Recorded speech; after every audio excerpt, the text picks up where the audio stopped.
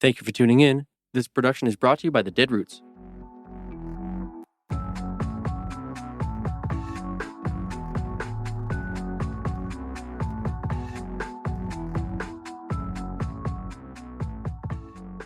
Hello, universe, and welcome to our latest episode. We have here Bruce Dauenhauer. Correct? Dauenhauer. It's spelled really interestingly. It's a big German name, but I'm not mostly German, but the name slipped through. Dauenhauer, yes. Dauenhauer. I feel that last name, Keith, Scottish, but almost all I'm actually Hispanic. more Scottish than German, so we'll talk later. Oh, fantastic. All right. How old are you? If you don't I mind am me asking? 52 years old. Yesterday was my 52nd birthday yesterday. Oh, happy birthday. I was born in South Dakota on a winter night on the banks of the Missouri River, and I've had a fun life so far. So That's awesome. All right. What is the highest educational level you have achieved? Well, the highest technical level of education, I have a bachelor's degree of science in filmmaking and storytelling. But my real passion is truth and philosophy and that. So I'm kind of self-taught. There are some people I study under to learn things in that. But so I'm self-taught as far as philosophy goes. But officially, I am a film director, writer, storyteller. That's awesome. So I want to go back a little bit to what we were talking before we started the episode here. Socrates. Why did you? I personally love Socrates, so I'm like fascinated. I think Socrates is like the godfather of modern philosophy. I really believe that he was on the search for real truth, and he asked real questions. And to Socrates, it didn't matter where the truth led to; that's where he would go. Mm-hmm. And he found that through dialect. My brain's going. Conversation and dialectics and stuff. Mm-hmm. And that's where our modern Western dialogue comes from, our arguments and things from his teachings and that. And it's sad he didn't write anything down. I don't think he could write, but Plato and Aristotle and all those guys wrote a lot of his philosophy down. So we have that today. Out of pure curiosity, I know that there's some philosophical debates on whether or not he was even a real person or if it was a figment of Plato's creativity. What do you believe in that? Traditionally, I think that I've learned enough on studying and podcasts that there actually is a bust of him in Athens. His father was a sculptor. So there's actually a bust of Socrates in Athens made by his father or himself. I can't remember which. And he was supposed to learn to be a stone sculpture, but it wasn't in his blood, and he turned to philosophy instead. So that is fascinating. I was not aware of that. Yeah. Oh my gosh. All right. So do you want to tell us a little bit about what you do for work? Well, what I do now, and I've been drawn to, I'll try to give you the simple pitch. I'm sure you got a good editor in here, right?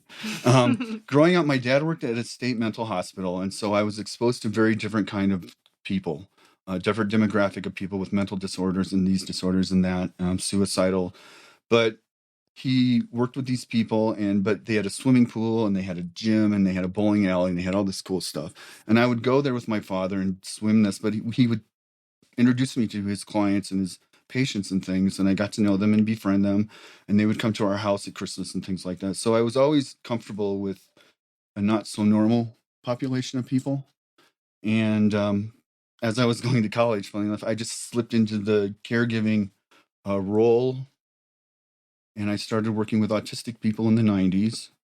And wherever I went, if I went to film school, if I went to massage school, wherever, it was easy to get a job in caregiving industry. So I've been around it for 30 years. I've been doing it since my 20s. Right now, I work for myself. I work mostly now with Alzheimer's, people that live with Alzheimer's. I take them out into the community and let them enjoy life. And we go to museums and all over the place before the disease kind of really takes its grip on them and takes their life down. So it's fun in that way. And as a philosopher, man, it's wonderful. I get to ask all these people questions, these old people. Like, one of the guys I take care of, he's my hero. He really is my hero. He developed the MMR vaccine, the measles, mumps, and rubella. Yeah. He created that. He's saved hundreds of millions of lives. That's guy. Incredible. I go to lunch with him every week. Like, I'm sorry. He's my hero, dude. And so rewards like that are worth it. But on the other hand, you get close to them. They're very fragile demographic, and they do pass quickly. And I have sat vigil with people who are just kind of waiting to pass on for their family or help with hospice care as well. So I do deal with death. I deal with the family, but I'm strong in it. It's something I can contribute to their loss. And I can give these people just some comfort before they have to pass on. What do it's you do kinda for what I do. yourself in order to step into that role? Because that's definitely it can be so heavy on your heart. I've kind of just I don't really want to say desensitized myself to it because that's not it. I really care, and I have my breakdowns personally later in the day. Mhm. um, I guess growing up on a farm, there's always been death around. We've put animals down. We've had them to butcher to eat and hunting and this. And I think the death process is a part of life. And I really want to say for these people in this situation with Alzheimer's or dementia, their landing's a very soft landing. When they go and pass over, they're like in a cozy bed already and they're warm and they just kind of, because their brain is just slowly getting softer and slower. It's the people that are around them that love them that see this happening, and it's hard to deal with, and it's hard when your parent doesn't recognize you and that. But for the client, it's very peaceful for them. For the other people, it's a long drive. So. For sure. It's definitely a really slow decline. Mm-hmm. I have definitely done a lot of research just because I'm curious Right. about it. But I only just recently had my first experience directly with a family member who is losing her memory. And she kept calling me by my cousin's name. And given my curiosity, it never once occurred to me to correct her. Right. Until at one point my dad was like, "Oh, well, why don't you just let her know?"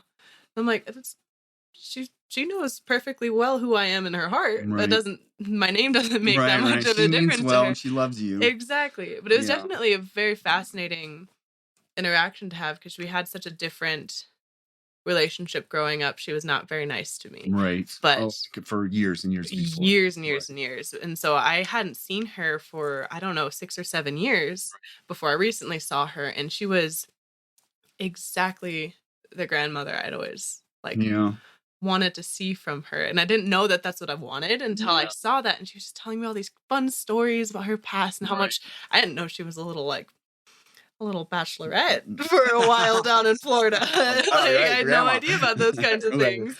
Yeah. So it's definitely interesting to see all of those moments of them reliving their life. And you kind of see a sparkle in their eyes sometimes, Exactly. like they're alive. Yeah, it's a great thing. Like these guys that talk about going jeeping or juggling on the top of the mountains in Tibet, and it enriches my life so much as a philosopher. The things that I learned from these great old people, the lessons that I learned, I pass down to my daughter, and so the things that I've learned and taught from those won't die as far as I'm concerned.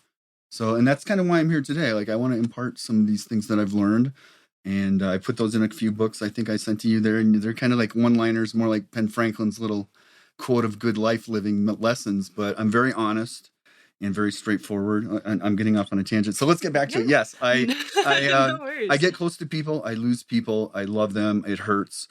It's part of the process, and I believe the afterlife is natural, and whatever it is, just accept it, and it's okay. And millions of people have been through it, and you'll go through it too. So. Very well said. Do you have a will? I have a living will. You have a living and will? I both. I have a living will and Fantastic. just a regular. And I believe that's very, very, very important, so people know what your desires are, your wishes are after you pass. Do you have one? I do actually. Yeah. Cool. Microphone is falling. I don't know why it's so loose today. Because I'm jumping around. We good? Okay. So I actually just recently made my will through a website called I think freewill.com. There's a lot of those type of things. I literally did it in 15 minutes and I coin it a lot, not sponsored, but everyone needs to have one, I believe, thoroughly. Yeah. Would you mind going over how you went through your process of Okay, so my living will in that, how I came about doing it? Yeah, both. When my daughter was born, she's 14 now. Her name's Abby. I talk about her in my books a little bit. Michelle, my wife, and I decided that we needed to just get ready for our life going forward. And we found, she works at a law firm, so they know tons of people. And we found a family court lawyer, and I don't know what their special names are called, but they do the living will lawyer stuff. My wife's the lawyer, not me. And we set it up through him. So we did go through somebody, and we talked through if you were to die, how much money would your wife need to survive on if you were to die, and things like that. But if you know what you're doing and you're competent, yes, please do it at home. I agree. Get it done. I think that's important. Do you think that there should be an age limit on a will? Like a young age limit or an older age limit? Young. Too young to have one? Yeah, I'm just curious since you work with like so much of this. Haven't really thought of, I do question. respect, I mean, kids to me are the most vulnerable. I treat them as parents because they are trapped in their houses. They're not by choice. They're there because they have to be. So you have to be extra special with children because they can't run away. They're trapped. So you have to treat them that way, that they have no choice. I think I don't really, sure. Why not? Kids can have one. I don't have a problem with it. I totally agree. I don't know how much money or anything a child could have that would be that controversial or anything. Yeah, but I don't know. Maybe sure, like we want your pet to go to somebody. Exactly. Right? Oh, why not? I don't care. Oh my gosh. It's not like an official thing. I think it just be more like an agreement between people. Like, of course, I'll want my daughter to, fulfill her wishes after she's gone, but she'll be around a while. Oh, for sure. Got a good kid there. Right, let's see here. Have you had an immediate family member or good friend pass? Like as close to you as like relationships could be? Well, I have had, yes. I mean, grandparents are one of the obvious things that happen, and that's been a while now. But recently in my life, I have, actually, this is a funny story. I went to a friend of mine's 60th birthday party, and there were 4 of us at this party, and we were sitting talking. At his 50th birthday party 10 years ago, there were 8 of us at the party. Half of us had passed. We realized 2 were suicide, 1 was cancer, and 1 was a car crash. Oh my goodness. And I don't want to be a bummer. But that realization, over 10 years, I lost half of my really close buddies in this framework of friends. And it kind of hit me a little hard that I'm getting older. So I have had some pass in the past few years. How do you like reconcile that within yourself? In what way do you mean? Well, like how do I round it and come to peace with it? Yeah. Well, a lot of that has to do with my faith in myself. And when I say faith, I don't mean like a religion faith or anything like that. Just what I believe is right and wrong and where I come from. I have to stand on that. And I may be in the shower and have a breakdown and cry my guts out by myself to get these emotions out of me and things. But I know it's the way life is and it's the way it's supposed to be. And I think that we're kind of selfish to be so sad that they pass on because that's for us to mourn, not for them to mourn. Mm-hmm. I like that perspective a lot. I just had a recent interaction with a family member who was in the hospital for quite some time due to a stroke. Is this the person that passed then? No, he actually. Oh, okay. Yeah, I found him. I was actually the one that found him, and it was definitely. I thought for sure I just walked in on his body, right. and I didn't know what to do. How did you? Yeah, I'm curious. Can you just tell me quick what your emotions were and everything you went through on that 5 minutes? Oh my gosh! Well, he wasn't responding for a couple of days, so went in to try to break the door down and everything. We continued that. When we finally got in, his feet were just sticking out of the door, ever so slightly, and they were completely pale, like white. And he's Hispanic, so not his color tone. Are you a caregiver? Are you a caregiver, or is this a friend, or how? I guess I'm stepping into that role a little bit. Just a little helping out kind of thing. Yeah, that he's definitely asked me to be that person for him when that time has come, and it's coming. Okay. But I visited him every single day in the hospital after that. But in that 5 minutes, to go back to your question, it was just pure panic for a second until I realized that we need to make sure that he's still breathing, and he was definitely we realized he was shaking. So we quickly went in there, and my boyfriend and one of his nephews were there too, kind of propped him up, and I locked my hand between his chest and his wooden chest to keep him up because he was face down. And he started to respond to me a little bit when I was like, hi, it's your princess, I'm right here with you. And he started to respond, and I just got a lot greater sense of peace that okay, he's going to be okay. Even if he's not going to be there fully for a while, he is going to be okay. Right, he's alive and the heart's beating and he's breathing. Exactly. Right. So the basic vitals, all of those checked off. Right, now let's take care of things from here, right? Exactly. But while I was visiting him in the hospital one of the days, we were it was like the first day he had really come back into his brain, and he told me, he was like, I was so scared to lose you. And I was like, what do you mean you were so scared to lose me? Because I was obviously feeling that I was so scared to lose him, He's like, well, I thought we have so much more adventures to go on. We need to go to Alaska together, and I couldn't lose you yet. And that was his thinking kind of thing, or had you talked Yeah. about Alaska before? Oh, we went to Alaska last okay. January. And yeah, so we try to go on adventures, but Right. we have grand ideas. Right. Yeah, go for it. But it was just such an interesting perspective shift to think, like, as much as I would be losing him here, he would equally be losing me wherever There's a there barrier is. between you somehow. Exactly. Right. It was just a very, I don't know, humbling experience to have.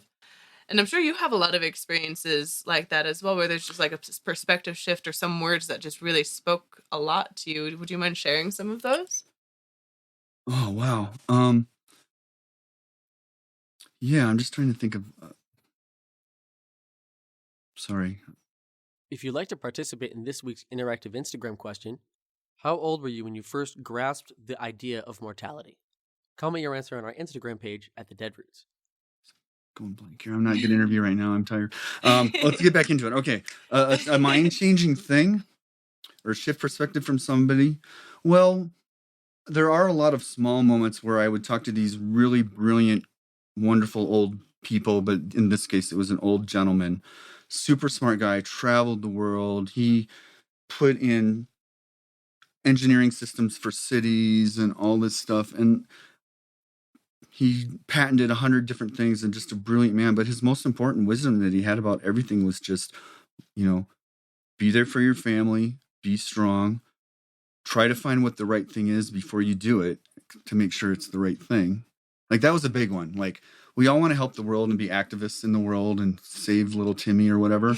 But before we save Timmy, it's important to know that we're saving Timmy and not doing, like, it's our responsibility to make sure we're not harming this person. This is kind of what he said. He's like, before you go in and save the day, make sure the day needs to be saved. Oh, does that make sense? Like, don't go in there if there's no reason to do it. That messes everything up. Yeah, it kind of brings me to thinking about, like, almost like the missionaries who, like, go out and, like, try to spread the word of whatever they're doing, deity here, and it is absolutely detrimental to a lot of cultures. Yes, it can be.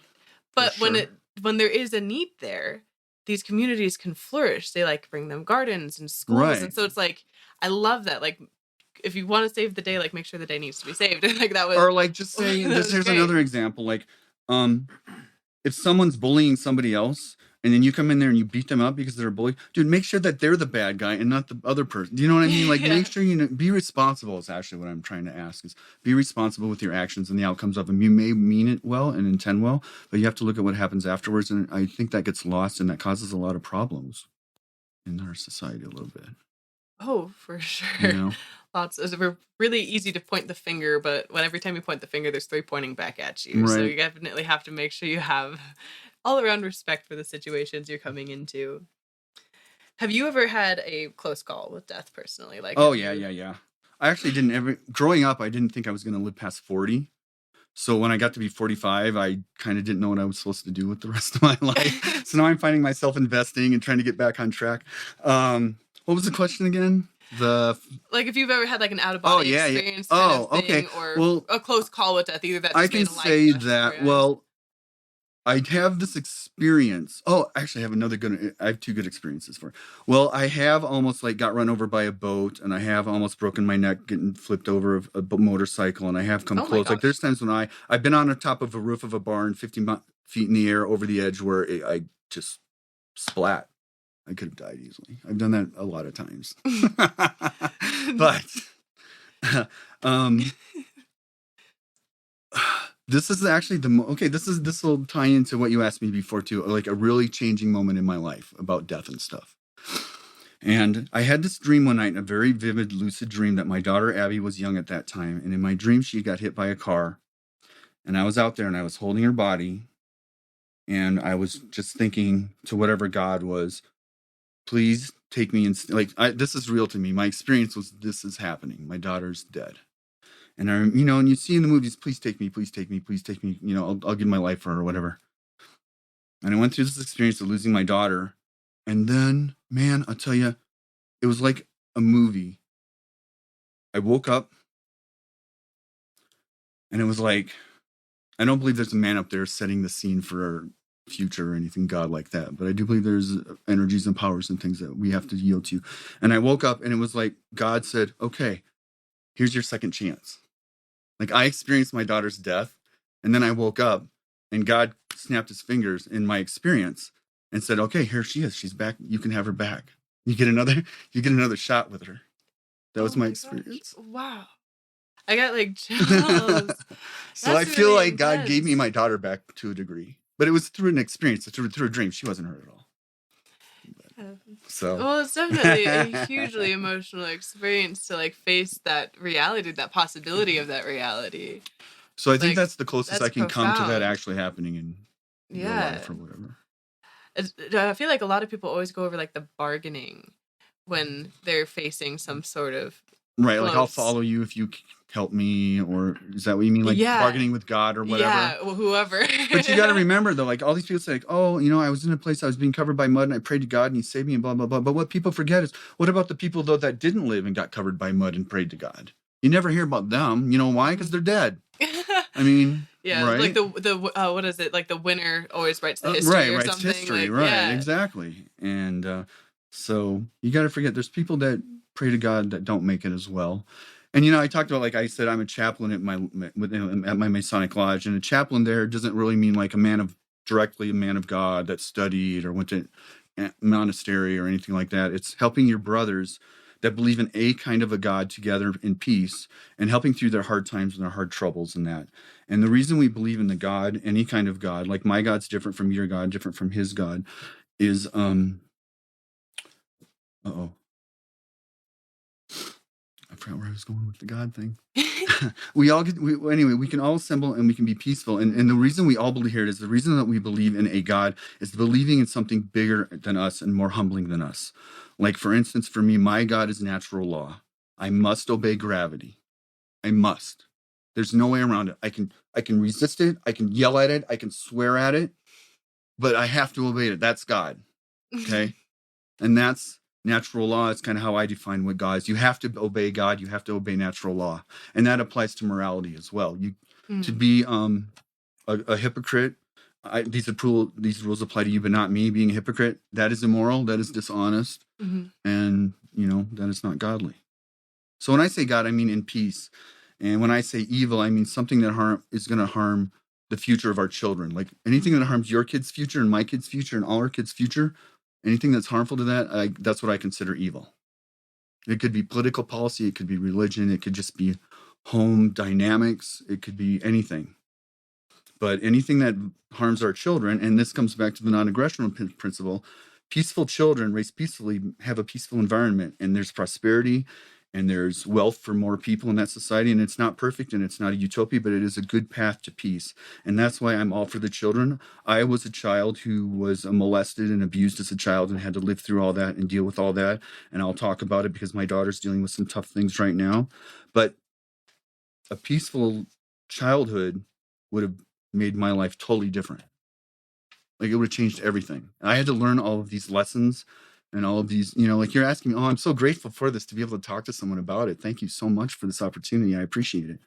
But I've had to learn all these things on my own. And I really believe that's the non-aggression principle. I believe that the non-aggression principle raises peaceful children that negotiate and are mature and can handle it and can handle reality and know that 2 + 2 = 4 and are logical. And that gives them the best shot to live in a better society in the future. So from now on in my life, everything I do is for my kids.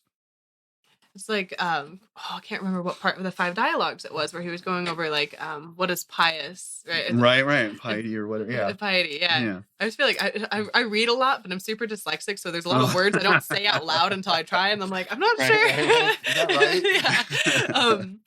But yeah, like the pious, I feel like it fits both that natural law in a lot of those metaphors, but it's like piety is almost like the metaphorical standpoint of the natural law. Do you know what I'm saying? Yeah, I can see that. I can see where natural law is kind of piety in a way. Yeah, I guess. Because it's upstanding and it's firm and it's confident. Like natural law doesn't care what you and I think about it. And so I guess it has the right to be a little pious towards us. Yeah, and if you try to define or defy natural law or like gravity, Right. and you mess up drastically. Or if you live your life according to that, you're going to have a hard time. If you believe 2 + 2 = 5 and you live your life according to that philosophy, you're going to have a hard time. Oh, for sure. Right? And that's a simple thing. People have all these complicated, ideas, and it's difficult. It's very difficult. And I think now it's hard. I see in our society a lot of division, but not only that, just a lot of non-logic going on, a lot of magical thinking going on right now. And this magical thinking leads to these places that are unstable and are, I think we, as a society, it would behoove us to try to get back to natural law more. So just out of pure curiosity, what would you consider psychedelics' role in that? Just same I do as Coca-Cola, I guess. I mean, I've done psychedelics plenty of times myself. I've been there, done that. I don't need to do it. I'd rather go to sleep at this point in my life. But what a role does it play? In that like awakening, that like returning to morality or lack thereof. I like psychedelics because it does open doors to new ideas and new thinking. But when you start going down a rabbit hole that's just not real, dude, you got to pull back. Oh, for sure. You know what I'm saying? Yeah. Like once you're out of reality, and I've been out of reality, but you got to just like, there's times in my life where the world is so crazy around me and I see it and I can't believe it. I just have to be like, this really isn't real. Yeah, it's like that metaphorical gravity. Like you got to go back to the natural law in that sense. Like bring yourself back down, get grounded. Right. Otherwise, if you're in the clouds, no one's going to hear anything you're going to say. Right. And that's why I like talking to you. Like this is a young group. I love it. I'm excited about it. I mean, I think are you a millennial? Is that what you consider yourself? I consider myself, I identify. I think you guys are awesome, man. I think millennials, I'm hopeful for the millennials because I think that they're smart and they're on top of it and they know bullshit when they smell it. And I kind of am hopeful for your generation. And hopefully we can get the ship righted that we're on right now. I think we're off kilter. Yeah, I feel like the Titanic. We got we got a few feet. We got to figure it out. But I'm hopeful for humanity. And so anyway, back to God. Why do I believe in God? I believe in a God that is natural law based, and it's a humbling thing. It's just saying there's something out there that I have no control over, that controls me, that I can do nothing about, and I must submit my soul to that thing, which is natural law or which is God. I like that. So where do you stand? Like, would you consider any technical religion something you identify with in any way, shape, or form, or like even selective pieces of different religion? I believe religion is very, very, very important because I believe it's a shortcut to morality. So for instance, I like that. For instance, if you believe that it's wrong to kill someone, or the 10 Commandments, just say you believe the 10 Commandments is like whatever, right? And we all do pretty much as humans. It's like it's written in stone or something. It's in our souls. But just say the 10 Commandments says, don't steal. And a lot of people would be like, well, why shouldn't I steal? Like, God's not going to tell me. God's not there. Why shouldn't I steal? He can't tell me what to do. That's no right or wrong. I can do whatever I want. But if someone who believes in the 10 Commandments as morality based, you're not going to rob and steal. And I don't have to sit here and be like, Sequoia, listen, man, you shouldn't rob because it hurts these people and it's bad for society. And, it throws things like, I could sit and talk to you for an hour on why you shouldn't steal. But if you believe in the 10 Commandments and you don't steal, well, shortcut to morality. Mm-hmm. People are like, oh, Jesus wasn't there. But it doesn't matter if Jesus was there or not. It's what we learn from the Jesus story that's the important part. Mm-hmm. Forgiving others. That's important. And this Judeo-Christian, I grew up Christian. I guess I'm a Christian in terms of people can understand where I'm coming from. It's a lot different than most people who call this. But if it takes Jesus and salvation to have you be a moral person and make the world better, then I'm all for it, even though there might not be a God up there saying, you're going to go to hell if you do. Like, it's a shortcut. Religion is a shortcut to morality, is what I think. And that's why I think it's important. So Judeo-Christian values are Western thought, Western morality. We believe in free speech, but we believe in self-ownership and free... of course I can't because I'm trying to think of free will. I'm a big believer in free will. Absolutely, because I know we can change our lives. And may I just get a little deep here for a second? Sure. Why do you believe in free will?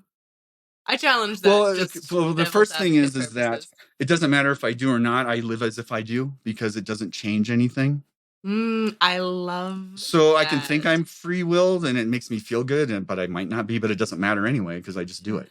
Like, to a certain degree, you create your own reality. Like, if you're constantly believing, like, oh, I don't have free will, I don't have free will, I don't have free will, and then you fall into that nihilistic. Right, and then you have no pessimistic- control and you have no agency over yourself or Yeah. who you are, and you're a victim all the time. And I believe I can avoid myself being a victim. I believe I can make my life better and your life better. I believe I have wisdom to impart and to learn, and I feel, or I live my life at least, as though I have that free choice and that free will. And that's a lot of difference between people who are religious and people who are not religious.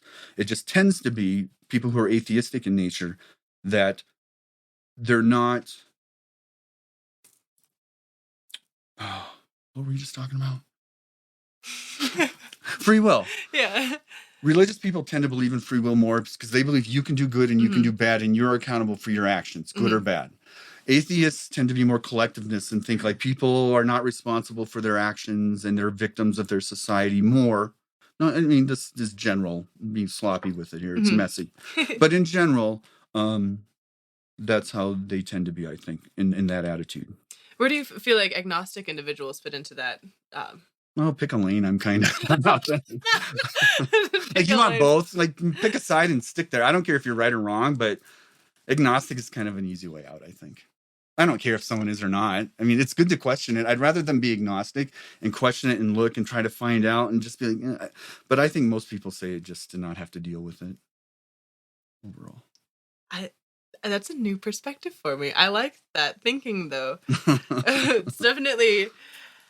I don't know. I'm going to challenge you a little bit on that, because I definitely sometimes fall into agnostic. Just because I feel like it is kind of like a pick a lane deal where some people just have no idea and so they don't care. Right. But other people have no idea and so they do care.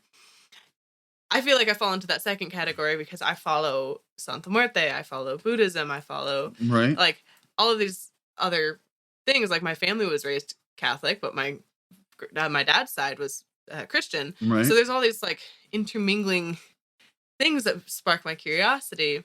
But then I also follow. Did you ever believe growing up, though? Were you a believer?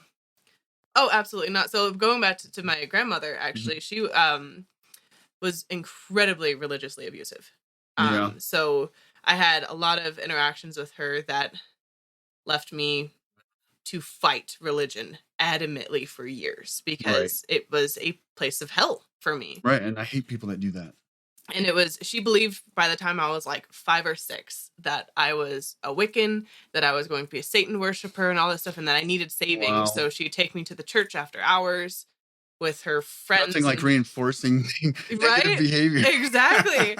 And like, she would throw my pants away if they had holes in them, or like she threw my bras away because she thought. Why do you think she was that way? Like, oh, she was the same way with my dad. She burned a bunch of my dad's clothes and growing up and stuff. Yeah, it's just whatever.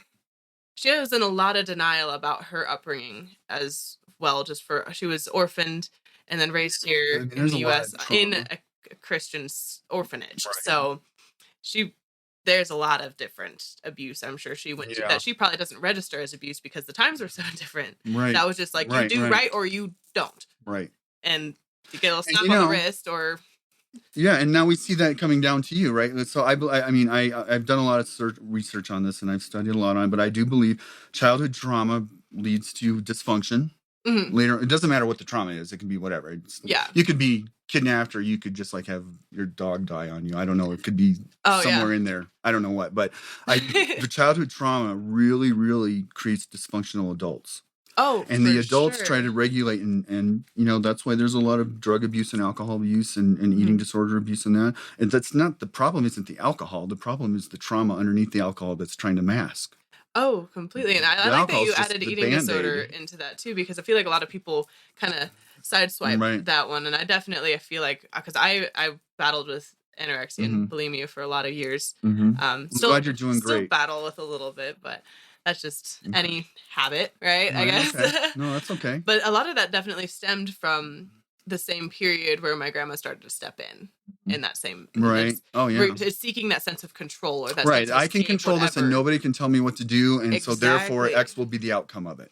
And that's... I like the generational, like the words, I'm fumbling. The like coined term lately, the really hot topic term, like generational trauma. Because of the recent masking mandates and that, is that where this comes from? I don't know this term very well. Okay. So I've just been seeing this pop up a lot on the internet lately of people talking about like stopping the generational trauma. So they're talking about people who were raised racist in the Deep South or from wherever, and now their kid lives in California, is still fairly racist, but now their kid is trying to be less racist, hoping to make their kid not racist so at all. So it's generational. Like, stopping the generational totally. trauma. Okay. And that, I think, is a beautiful thing that's really shifting the perspectives, especially when we look to our elders, especially with your kind of line of work. There's a lot of lessons that can be learned from their words because they've lived so much life. Right. And as we're stepping into this role of accepting our generations and our heritage and where our family came from, and trying to shift our perspective a little bit with every step that it comes down to. Okay, but when you say shift of perspective, what way do you want to shift? Like, what is your vision of this shift? Because it could differ from a lot of people's. I think it's wherever their family came from. If they want to be less racist, they have to first become, I feel like almost like the AA kind of guidelines. Like, you can't be in denial while you're like trying, kind of thing. Something like that, because you have to be accepting of the mistakes that you're making. But don't you think naturally, as we evolve generationally, we just get better at it? Our surroundings are getting better. Like, we're the least racist world we've ever been in the history of humanity right now. We absolutely are, but those tiny little changes, I think, we just now have a term for why that is, I feel like, was what that is. Okay. Because the more aware that we've become of like, oh, that's not good, and then we fix it. That's progress. Mm-hmm. We are running out of time now, though. It has been so nice. I would come back if you want, though. Read my book, and I'll come back. We'll talk about love. I would love for you to come back for a part 2. I feel like this has been one of our best. And I love being able to talk and get what I feel out. I think it's important. I think I have a lot to say to people, and I'm glad you're giving me a voice, so I will definitely come back.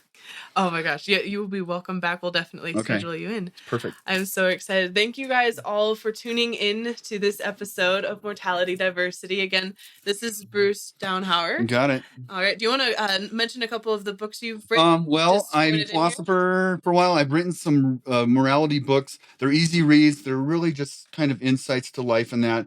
I'm trying to get them published. You know what? I'll get you the link and we'll go all through you on all that stuff. Let's do that. Sounds good. So just look at the link in the description. We'll make sure all of his books are listed there. Live spicy. You guys have a great day. If you haven't already, visit our website at thedeadroots.org. And to stay up to date or just to have a laugh, check out our Instagram at thedeadroots.